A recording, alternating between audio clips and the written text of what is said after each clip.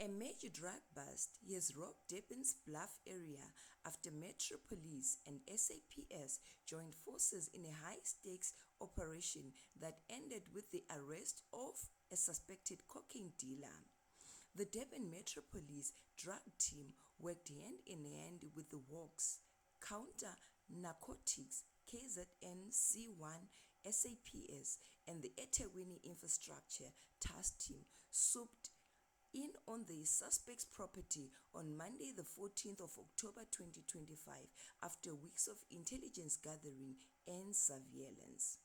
When officers stormed the house, they uncovered a massive stash, 3 1-kilogram bricks of pure cocaine, a Glock 22 firearm, 45 live rounds, and 3 magazines.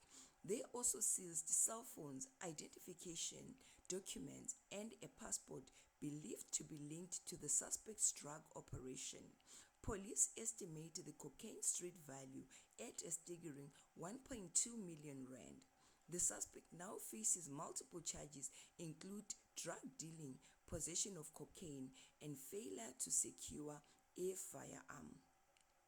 Authorities say the successful raid highlights the power of teamwork between law enforcement agencies in cracking down on organized crime syndicate operating across KwaZulu-Natal. The investigation is ongoing and more arrests could follow.